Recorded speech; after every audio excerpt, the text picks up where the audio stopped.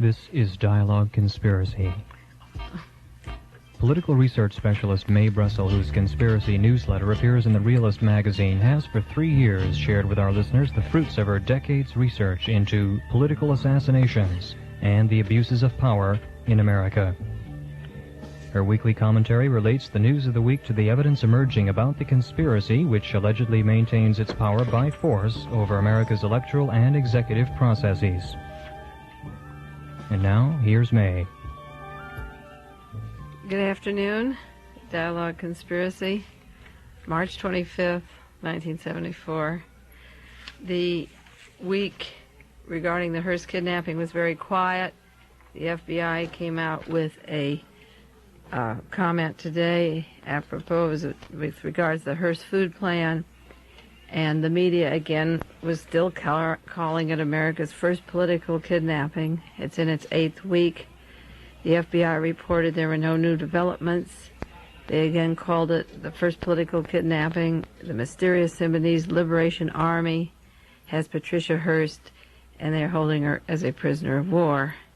There's so much confusion about this group of people called 25 heavily armed members of a revolutionary team.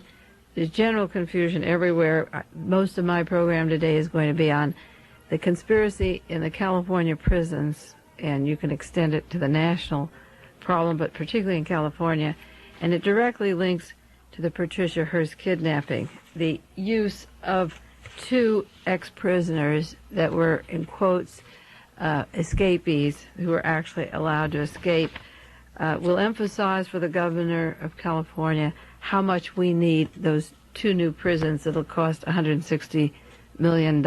And the use of brain-controlled behavior modification at Vacaville on Theo Wheeler and Donald DeFreeze, who are supposed to be with Patricia Hearst, will be extended to other experimentations in the new prison systems if we allow California to budget this program. The paper in Monterey this week, in our local paper and over the wire service, had an article on Friday about the new California prisons that were planned. And there was a meeting of the Finance Committee in Sacramento, March 25th, today, Monday, regarding whether the state will consider financing plans for 2 new prisons in California. Ronald Reagan is asking $78 million for a prison near the Mexican border, another $78 million for a prison at Vacaville. The Oda Mesa site is 320 acres down on the Mexican border that had been designated to be close to or part of a regional airport. It's to be a medical facility for 2,400 emotionally disturbed prisons. That is a rough figure of what they have. And as usual, the selling point of Senator James Mills in San Diego is that it would create new jobs south of San Diego. There's always this financial status. It's good for the economy. Building prisons is the newest industry, like the funeral industry, the military industry, the prison industry with its glass partitions, its chains, its cages, its guards, control systems. That has become a big business, and if the money were allocated to the proper defense and the proper investigation of the prison system, about 80 to 90% of the men in prison don't have to be there at all. The San Francisco Chronicle today on the 25th had an editorial, "Shutdown verdict for San Quentin." San Quentin is the famous prison in California where a lot of violence has been coming down recently, particularly recently, and the editorial said, welcome idea, 2 new prisons. And San Quentin is antiquated and obsolete. This is what the article said. And they referred to a Kilgore report of the penologists and criminologists who said that San Quentin, like Folsom, had no space to support corrective or rehabilitative programs. The Chronicle doesn't call attention to the fact that the Kilgore report about the California prisons was available to Governor Reagan before the killing of George Jackson inside the prison system, before all these deaths and violence took place. When a report offers positive work like many national reports we have commissions on violence. When it offers constructive suggestions for changes, the report isn't used. But when they want to manipulate to get the expensive buildings and build new modern Dachau's or an Auschwitz, then the report is useful. And they quote the report that the prison is antiquated. But they didn't use the report before so many deaths took place. We don't need larger prisons, and I hope that people in California will write to Sacramento, to the Finance Committee, and if you live out of the state where these tapes go, you can write to your various officials in your state. But I'm talking about California now because that is the area where I know many, many prisoners, and I followed this California conspiracy inside the prisons for a few years now. We don't need 2 large prisons for 160 million. What we need is a small kind of prison, maybe 10 or 12 up and down the state where families could visit regularly. We need preparation to get men back into their local communities. We don't need to send a man from San Francisco or Bay Area down to San Diego. We need people close to their local communities where their school friends can visit or chums. We need prisoners near lawyers where they can have contact with them and not separated by distances in this state. We should follow the concepts of Sweden and Denmark and deinstitutionalize the prison and have community participation. There are about 0.5% of the prisoners need to be in there at all. There's no excuse for the kind of violence that's taking place in the prison. 50% are provocateurs, and 50% of the violence is caused by situations, the way the prisons are run, with militaristic guards, people that don't care. The type of lockups that we're having now are going to bring more violence. And the reaction of the men to the doubling up inside of the prisons, and we'll go into some of the problems in the prisons, is a normal reaction to an impossible situation. They would be mentally disturbed if they didn't respond in a certain way. And because they respond, society is ready to cart them away. The request for these prisons now, at this time, has a historical context that I'm going to follow in a certain line, fitting in with my fears of genocide in the United States, and that I think these new prisons are one more step in that genocidal pattern. And I wrote this to every member of the Finance Committee. In the United States in the 1960s, 70s, there was anticipation as the war escalated that we would have more riots, and you could be sure of minorities protesting because the job opportunities would be reduced, and except for being a soldier and front lines in Vietnam, there was nothing at home to come home to, and people in the ghettos were heavily drugged, were pouring drugs into the ghettos, and therefore there had to be robberies to sustain the habit, and therefore prisons. So with the riot on the streets and the feeling of helplessness and the anti-war protesters, with the bombings in Cambodia escalating, if we didn't have Watergate, we had a pre-Watergate mentality, and we have the current situation now, but the intention was to keep the war escalating, and as soon as these prisons are built, there's no guarantee, as Hitler went through Europe, that we won't keep escalating to get oil and minerals. We'll overthrow governments that would otherwise not be military dictatorships, and will sustain the dictatorships we've put into power. In 1954, there became evident a plan called the King Alfred Plan that I've mentioned on different shows. It's part of the National Security Council.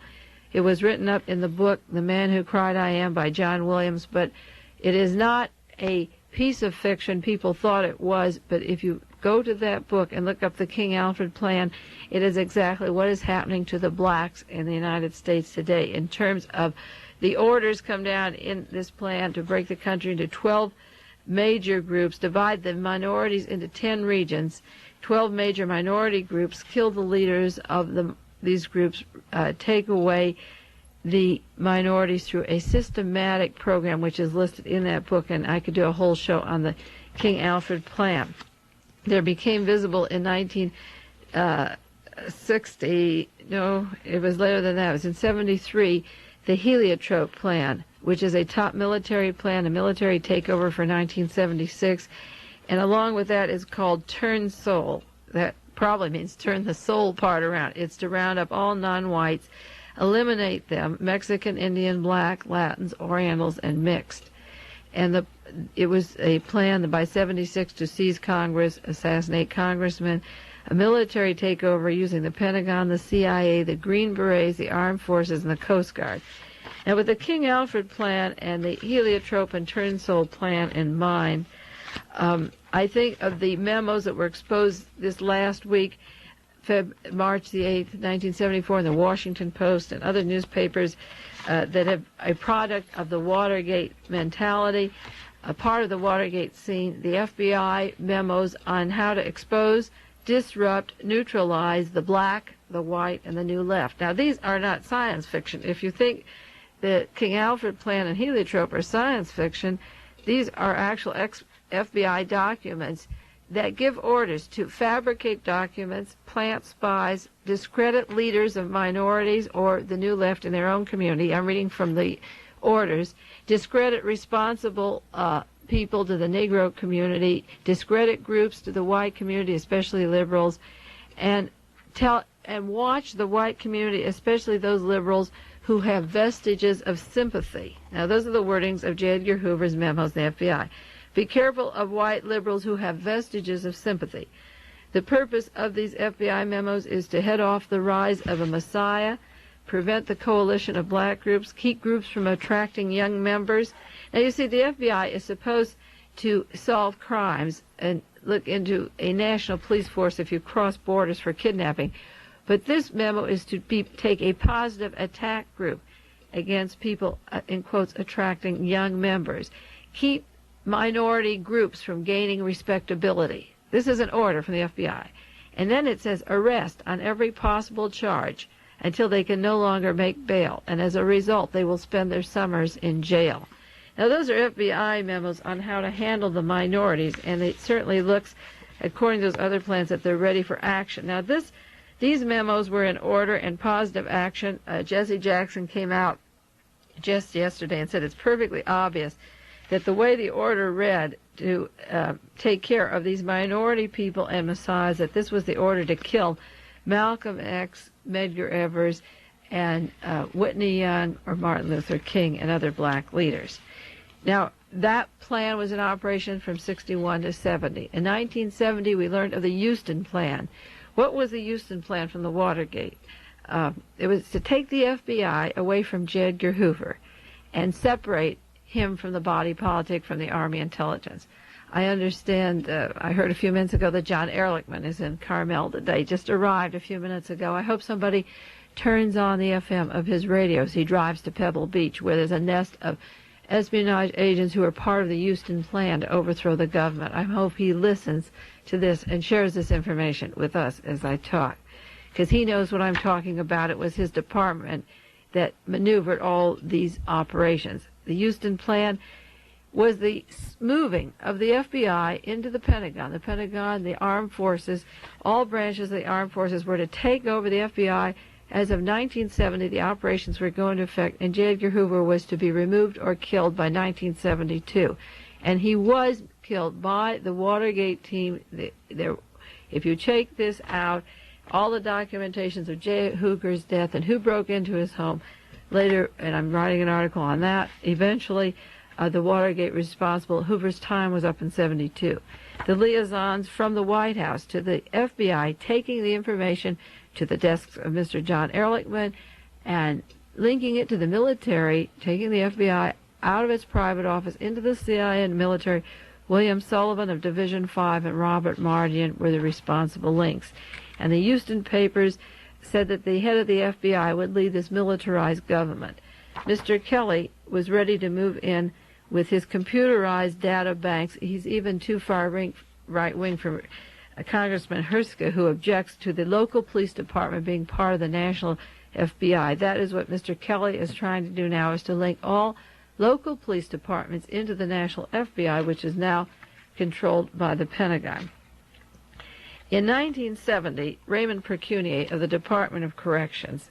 Now, this is 1970 when the Houston Plan is getting ready in the White House and the Pentagon is getting ready to take over the FBI and the prison systems, of course, getting ready for this mass population that will lead to genocide in 76. Raymond Precunier of the Department of Corrections in California said this is February the 10th, 1970, if we've got a group out preaching revolution and we think it's dangerous, we lock them up. Now, Mr. Pecunier defines revolution anything he wants it to do. The prison is, if a man is put in jail and he's convicted of a crime, he either committed it or he didn't. You see the documents of the FBI locking up innocent people and forging documents to get them into jail, and this is certainly part of the way of taking over the minorities in this country. And you read the FBI orders, and these are not even revolutionaries. The way the orders read down, you were to neutralize all leaders and groups attracting young members or vestige of sympathetic people. If you have sympathy or you're working with the black groups and young members, even if you have respectability, that's revolution. You look at the FBI memo, that's revolution. Raymond Pecunier says if we've got a group preaching revolution and it's dangerous, we lock them up. That's not his business to lock them up. The judge has decided if a man robbed or stole or whatever he did, and he should get out when his time is up. And because he sees that he's the victim of racism, once he's in prison, there is no way out, and there will be no way out unless the people of California rise up now and get in touch with that finance committee and stop the building of these two prisons. In 1970, the prison system anticipated the future rising up of the minorities and the masses and the anti-war people as the war intended to escalate and the minorities began to be locked up into the prison system. So at that time, Director Raymond Pecunier asked for $48,000 to begin psychosurgery at Vacaville Prison in California, electrode implants, behavior modification, and brain mutilation. He asked for a fund of $48,000 for what he called operations on the minds of antisocial prisoners. Not criminals, but antisocial tendencies that these men had in prison. And they were getting ready with this operation. The people in the Bay Area and San Francisco got outraged that the electrode implants and the behavior modification, they weren't ready for Clockwork Orange, so that allocation was halted at $48,000. It was halted. Then James Parks, the associate warden at San Quentin in 1971, a little while later in August 71, said in quotes, "We have to face it. We have got another 2 or 3 years of very severe turmoil ahead of us in our prisons." He says that militancy breeding among the men is outside on the streets, is working in our prisons. Now, Mr. Park and Pecunier and Mr. Evel Young are the Attorney General of our state, and the FBI and the Army Intelligence knew what 2 or 3 more years were, because in 71, if we didn't have Watergate and the election was over, we'd be in a total police state. Then the prisons would have no problem. They could begin exterminating and railroading off to the airports they're building like they did in Nazi Germany, where they used trains, and now they have the supersonics ready. In 1972, Ronald Reagan was getting ready for those new prisons to solve the prison problem, and he asked for some new prisons, and that was put off. So the electrode implants at Vacaville were stalled, that funding was stalled, and Ronald Reagan's new prison was stalled in 72.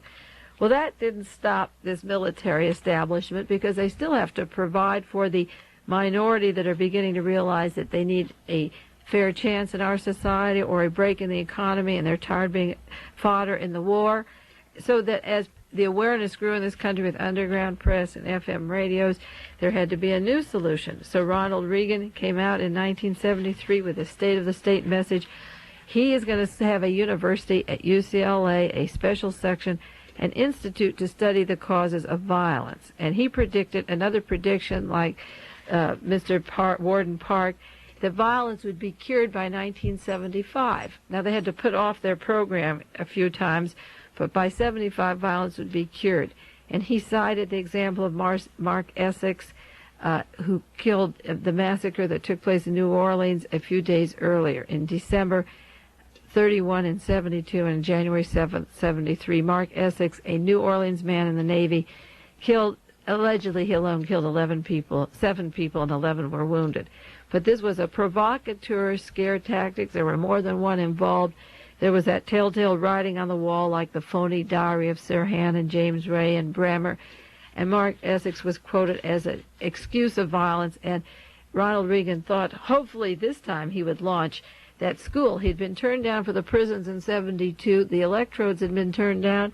earlier at Vacaville. So by moving the experimentations to the university, it would have the same respectability that Hitler used in Nazi Germany and take the plans out of the prison into the university with the professors like the Gestapo in Nazi Germany. At that time, in January 22nd, 1973, Dr. Jolly West, the same doctor who saw Jack Ruby in Dallas, Texas, working for the CIA, he's to head the School of Violence, to study violence that would be cured by 75, wrote a letter up to Sacramento asking for them to get a hold of the government property. I'll read in quotes the letter sent by Dr. Jolly West up to Mr. Stubblebine in Sacramento. This is all in quotes. I have confidential information. The Army is prepared to turn over the Nike missile base located in Santa Monica Mountains. It's accessible but relatively remote. It's securely fenced. The Neuropsychiatric Institute could use it as a research facility. We'll put it to very good use. We could make comparative studies carried out there, isolated but convenient location of experimental or model programs for the alteration of undesirable behavior. And we could include chronic antisocial or impulsive aggressiveness, and it could be used by the law enforcement and parole officers. Signed, Jolly West. Well, a lot of people went up to Sacramento. I went up to the mental health department. There were hearings that time. A group of people went up, more than they ever expected, and once again the funding was cut off for this experimental school, and the federal government that was to foot most of the bill, California, would put up about $2 million for the school to cure violence by 1975, and the bulk for this major experiment at the Nike bases and electrode implants and mutilation of minorities and prisoners would come from the federal money. The Watergate was coming into full bloom then, and people's awareness was growing, and so the federal government cut off for 2 years all federal money for brain mutilation and experimentation. So in order to get the prison back going, Ronald Reagan this week, that is the reason why he's pushing for the prison now from California money, because the federal money has backed off. But in order to keep this police state rolling and get that genocide going, they need these two big prisons on the isolated acreage that they have set aside for the project. Now, in chronological order, in March 27, 1973, Richard Nixon developed the crime bill, S-1400, which he presented 3 days after James McCord gave his note to the Judge Sirica, on the Watergate affair. And the crime bill that he wanted to put into order, which would protect all of the men that have been indicted at the White House and anyone following that, particularly those running the prisons and brain experimentations or mutilations.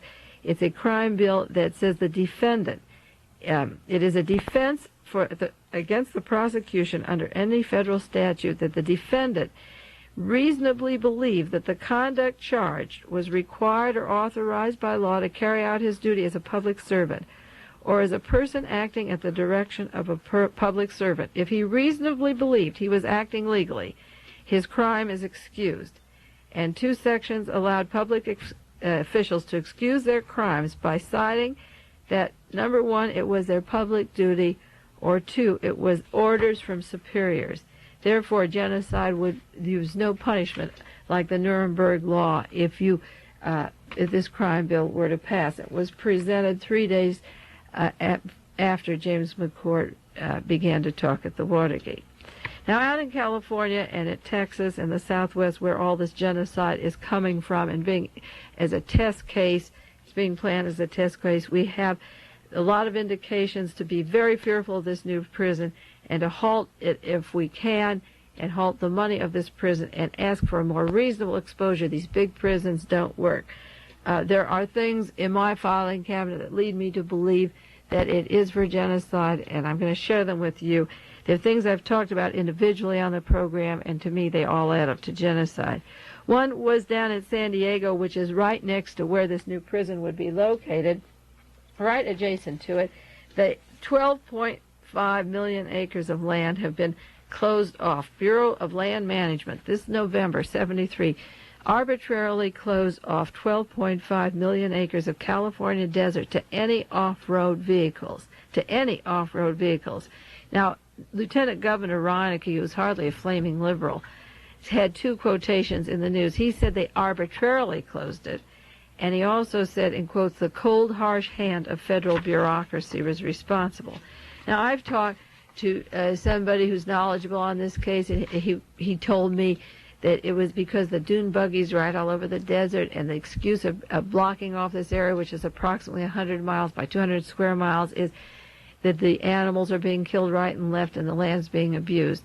If this is the case, all you have to do is make it a law, no dune buggies, no riding on. You can have police or motorcycles or helicopters survey it. If you say that no dune buggies or vehicles on this land, that's one thing. But if they're military vehicles, if they back up from San Diego to San Bernardino and behind Indio and Palm Springs, where Charles Manson talked as the location of the future race war, that the blacks would be exterminated, and he was racing and making up these dune buggies and associated this geographic area with a race war and extermination. And Manson was a Nazi working with the syndicate, organized crime, and the military intelligence, and was knowledgeable. I would be very suspicious, not alone what Manson says, but from what I'm learning, that those 12.5 million acres backing up to San Diego area, where the new prison all of a sudden is allocated and a giant airport is coming, is something to watch. Now, in the Southwest, we've talked about this before, there's the Dallas-Fort Worth Airport. There's a lot of oil people in the Dallas-Fort Worth area, and a lot of people involved in political assassinations and conspiracies, and a desire for a martial law in this country. And there also is a lot of knowledge in the gasoline field, whether we have an energy crisis or not. They should know. So why would they build a $500 million airport down at Dallas-Fort Worth? It's 17 miles from downtown. You see, the prisons and the hospitals that are all being built now are not practical. With energy crisis and gasoline shortages, nobody can get to these places. They're not accessible. The Dallas-Fort Worth Airport is $500 million, 17 miles from downtown, 16,900 acres on a 26-acre square. There's 26 square miles. I've seen an overlay comparing to Manhattan Island. It's tremendous.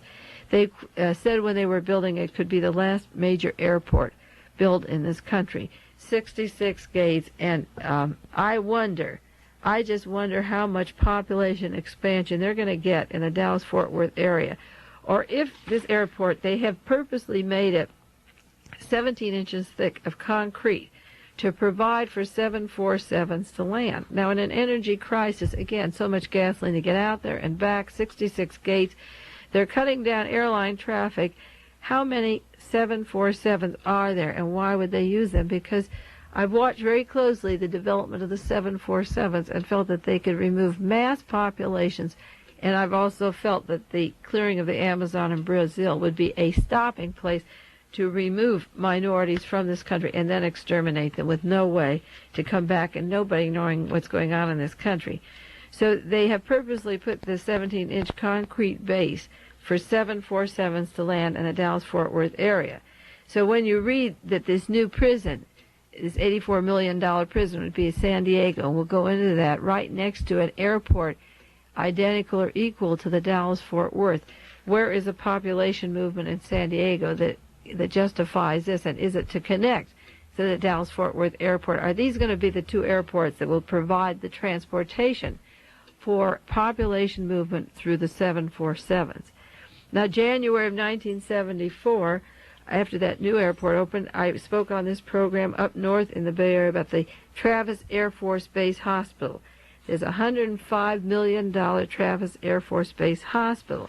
I'm suspicious of that in terms of genocide for 4 or 5 reasons. In the first place, they announced that it's going to be an experiment into the 21st century, a model experiment. It's the most expensive hospital built in the USA. If the war of Asia is scaling down, the United States is not at war.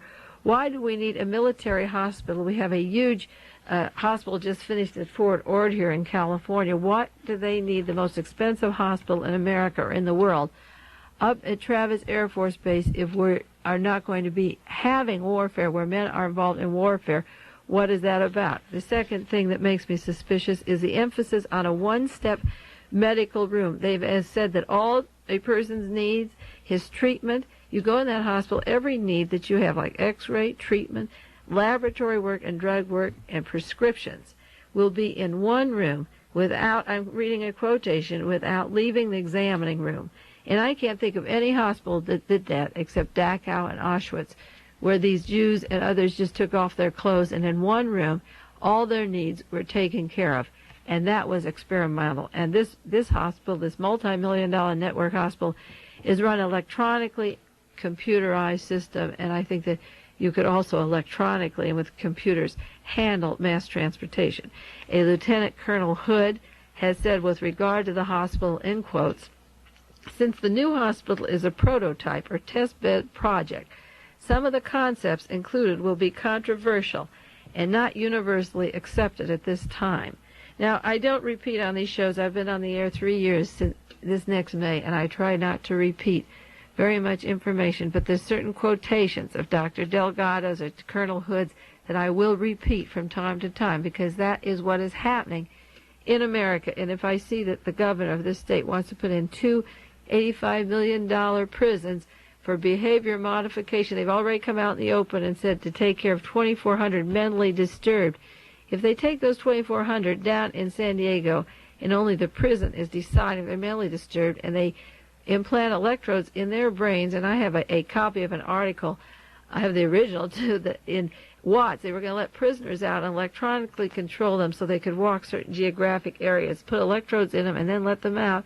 Another 2,400 would go insane just at the prospect of it and become violent because thrashing like a child with a temper tantrum, so they'd move those 2,400 in, and then the next 2,400 would see that 4,800 never came out, and you could keep this process going.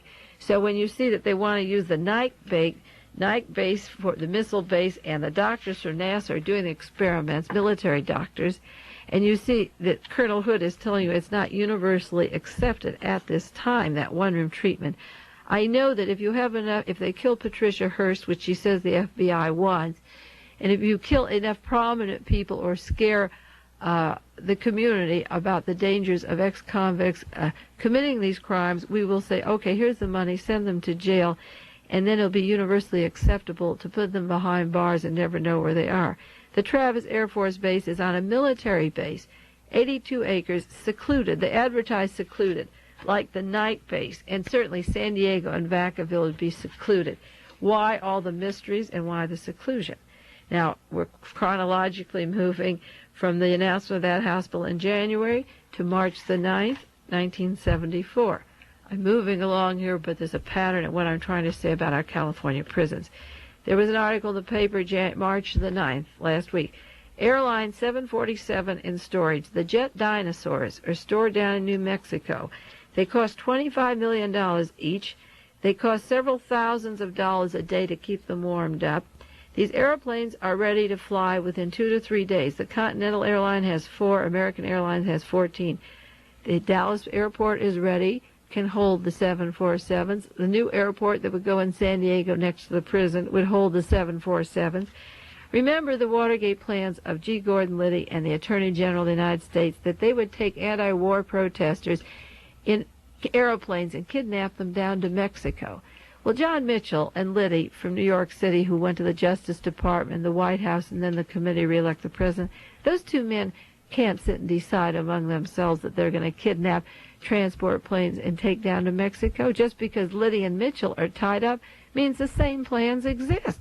Because the military, the Pentagon, had to be ready to act. They have to have the airports, they have to have the planes, they have to have the secrecy and the agents. So the Liddy plan still works because the San Diego Hospital for Behavior Modification, with its airport next to it, is right on the border of Mexico, and they know what they're doing.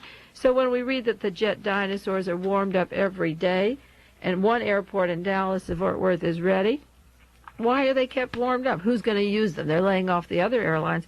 Who are they going to use them for? And why do we need the prison next to the airports? In February of 74, the Genocide Treaty was turned down in the Senate, in the United States Senate. The International Convention on the Prevention and Punishment of the Crime of Genocide, a bill that they've been trying to pass for 25 years, was turned down, and Mr. Sam Ervin of the Senate Watergate Committee, supposedly the great liberal part, he played the role of Earl Warren in the cover-up. He was one of the men who turned it down, Senator Sam. The genocide in USA is not against the law. what it would have made a crime to wipe out, this is the genocide bill, it would have been a crime to wipe out national, ethnic, racial, or religious groups by killing or causing serious bodily harm, mental or otherwise, to members of these groups. American citizens would have been tried in U.S. courts if they attempted to wipe out national, ethnic, racial, or religious groups by killing them or causing bodily or mentally harm to their members. And the Senate of the United States turned that down so that genocide is allowed, and they intend full well to provide the budget and the doctors and the prisons and the transportation to do anything they want if you allow them to. If you allow these prisons to go through now, you have to stop it each day and stop it right now. Now, Hughes Air West, Howard Hughes gets large contracts from the government, from NASA. He's one of the Hughes Corporation gets tremendous contracts. They work with known Nazis that came over from Nazi Germany. Mr. von Braun, Werner von Braun of NASA, and Walter Dornberger from Dallas, Fort Worth, are war criminals that should be deported. They help with genocide in this country, with political assassinations. Their agents involved in Dallas were involved with these particular agencies of NASA, with Werner von Braun and Walter Dornberger. These men work with Hughes of Air West. They are racist, and they have helped create a possibility of genocide through their weapons and through their airplanes. And the plans that they have now are for Hughes to take over most of the transportation airlines of the Southwest. Howard Hughes, February 1974, it was in the newspaper, they're trying to break up what they called a grand design to create a new transcontinental airline under Hughes' control. He is making a deal with American Airlines to trade his routes in Salt Lake City to Vegas to L.A. He's going to exchange them for Houston, San Antonio, El Paso, Tucson, Phoenix to the Los Angeles area. So Hughes Air West, a known racist, Hughes is the one who said when Martin Luther King was killed, the blacks had gone as far as they were going to go in 100 years. Hughes Air West is taking over all transportation in the Southwest, and the two large airports for the warm 747 would be San Diego and Dallas-Fort Worth. Now, the prison in San Quentin, February of this year, of 1974, turned down 85.2% of all paroles. Now, 85.2. They started a prison crackdown in early of this year, just before Christmas, and the purpose of the crackdown was to keep as many men in and bulge it so when parole time came, which came in February of this year, 85.2 were refused. I know men, I've been writing to one like Elmer Davis, I want to do a whole show on him, has a job to work at a law office. Other men could be medical assistants. I know other men who had jobs waiting for them on the outside, who have families, sweethearts, who have paid their penalty. They've been 6, 8, 9 years. I've gotten letter after letter from individuals that I'm going to send up to the Finance Committee to show why there shouldn't be new prisons. And each one of them said, they're holding us in, they lock them up, they're doubling up the men in the jail, they're putting races with blacks, they're mingling, they're importing weapons. The prison system in California right now is bringing in provocateurs and causing the violence that's coming down. Some of the men say it's imported. Louis Tackwood talks in the Glass House tapes how the prison importation, the violence is imported. The number one, the provocateurs are being imported. The paroles are being turned down. They're terribly overcrowded. The hope is diminishing of all the men. They're ready to riot. They're turned to frustration, temper tantrums, doubling two in a cell. And as this behavior has been going on since November of this year and doubling it up, they come and the paroles turn down. Ronald Reagan comes out now in March and wants two prisons because of all the violence and the overcrowded and the antiquated buildings. We have to take care of these tempers, this antisocial behavior. I say that this is manipulated, and the proof of the manipulation is this, and this is what you can do as listeners. You want to know what you can do. When I do all this work and I give it to you, this is one of the things you could do. You could ask for an outside committee, not the California Department of Corrections, not the parole board that turned them down, but similar like a Watergate committee, a group of objective lawyers headed by a team of assemblymen that seem to have cared for the prisoner like Alan Cerroti or Mr. Bielenson of the Senate, and they should take every parole one by one. If there were 500 men that were to have parole in February, they should select what were the reasons, number one, that the parole was denied. What were the charges against him? Did he have a job? Had he served his time? Did he do a good record? And if he did, they automatically said parole denied. Then he should be out on the streets. We don't need prisons. The prisons are not overcrowded. They're overcrowded because the men should be out. They've served their time. They have done as much as they can do. From now on, they can only go crazy or sick or be filled with despair. And prisoners that are listening to these programs up in the Bay Area or in Soledad can write letters to KLRB and send them to me, and I'll send them to Sacramento. Or better still, you write to Sacramento, to Alan Cerroti or Mr. Bailenson, Senator Bailenson, Beilenson, in care of the Finance Committee in Sacramento, and tell them you want parole. You men that have been writing to me and can hear the program, say, I was eligible and it was turned down. We don't need bigger prisons. Let us out. It's ridiculous to house us in prison. Some men are in prison because they don't have the bus fare to go home, I understand. They stay in prison. I got a letter from a man who can't get out. His parole is up. He's been 8-9 years in prison, and he can't get out if he doesn't have $300. That's the law in Ohio. He's at Lucasville, Ohio. He has no father, no family. The prison would keep him in 4 more years if he doesn't have $300. It would cost them that in 4 months.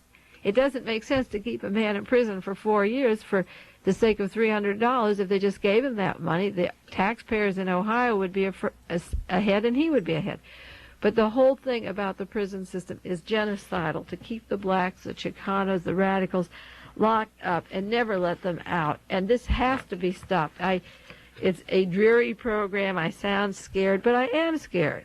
And I think that Ronald Reagan's wanting to close San Quentin and build 2 $78 million prisons each is insanity at a time like this. People like Jessica Mitford have written books on the prison. There's studies of prison systems. Our prisons don't work. They work in other countries like Denmark and Sweden. As I said, they don't work in the tiger cages of Vietnam or Greece and these islands of torture. Now, $2 million was allocated by Sacramento to improve San Quentin until they decided what changes to make with prisoners and hopefully to make them better. So what Ronald Reagan wants to do is to take away the $2 million that was promised to improve conditions in San Quentin and use them for architectural contracts of people who put these politicians in office to get ready to build those prisons on the border of Mexico. And if you sit here and say, how did it happen in Germany? Did the people know there was a Dachau? Did they know there was an Auschwitz? Can't you learn from it? There was somebody at my class at the university, a visiting teacher from the faculty, who was saying that people never learn the lessons of history. History is right here now in California. It's everywhere in the United States, but the United States has a test case, and that's the state of California, and don't forget it. The J. Walter Thompson Agency, the aerospace industry, the Bank of America, the agricultural field, the movie industry with its propaganda and its television cameras. California is the face of the nation. I've used that quote from the book, California, the first para-fascist state. So if you don't want to be a part of this genocide, if you don't want to be a part of the Liddy plan to exterminate, if you want a better society, if you want opportunities for people to get out and live full lives and not be a party to their murders and their brain mutilations, write your letters to the Senate Finance Committee in Sacramento, California, the Capitol building, and say, stop those big prisons. If we need prisons, we need small prisons where we can visit daily and check on them, and stop this insanity and stop Ronald Reagan's effort to mutilate our minds and our citizens. We don't want to be a party to these crimes in any way. This is your chance to take part. They're having the hearings this week. Continue and go up. If it passes the Senate Finance, it'll go into the House. There's a lot of time to move, and they do listen to you if you move. We don't want Watergate West out here. Halt this madness, and please participate in stopping these master prisons. That's it for this week, and I'll see you next week. This has been Dialogue Conspiracy with political research specialist Mae Brussell, who for over 10 years has been researching the facts behind the political assassinations in this country so that the truth may be revealed. Dialogue Conspiracy originates with KLRB-FM in Carmel, California.